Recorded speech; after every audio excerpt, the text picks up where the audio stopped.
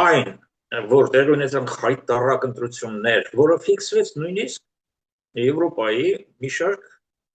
պետական կազմակերպությունների կողմից շշմելու բաներ դա երբևիցե չէինք լսել, որ ԵԱՀԿ-ն հանկարծ քննադատի Հայաստանում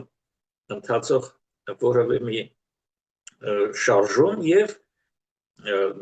չնայած այս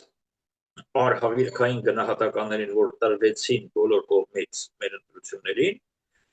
կատարվեց հաջորդ քայլը բարերար, որի շուրջ մենք ձեր հետ արդեն զրուցել ենք, չենք անդրադառնա, եւ հայրենասեր անձին Գագիկ Ծառուկյանին ձերբակալեցին եւ բանտեցին։ Սա դեռ պարզվեց վերջը չէ։ Ոնց որ թե վերջը այն է, ինչի մասին դուք ուզում եք որ խոսենք, սիրելի Արմինե։ Վերջը մեր վեհապար հայրապետի նկատմամբ սատանայական այս քայլերն են, որը անկեղծ ձեզ ասեմ, ոչ միայն բոլոր հայերի շրջանում սարսափ է առաջացրել եւ զայրույթ, այլև ոչ հայկական շրջաններում։ Ու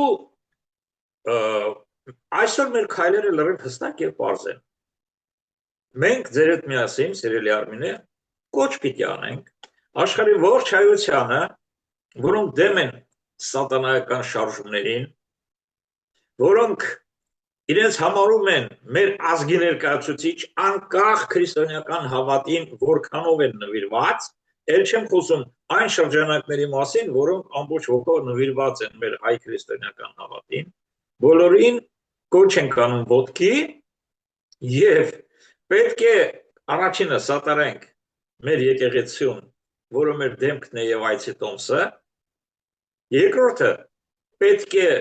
հասկանանք, որ նման մեթոդներով, եթե հողոցից հայտնված ինչ-որ մի վարչապետիկ փորձում է վարկաբեկել իրենից հազարապատիկ մեծ արժեք ունեցող այս ինստիտուտին, ապա մեր քայլերը աներկբային, մենք պետք է ոչ թե դատապարտենք խոսքերով, այլ ոտքի երկիրը ազատել այս սատանայից, այլ դեպքում երկիրը կազատվի հայ ժողովրդից։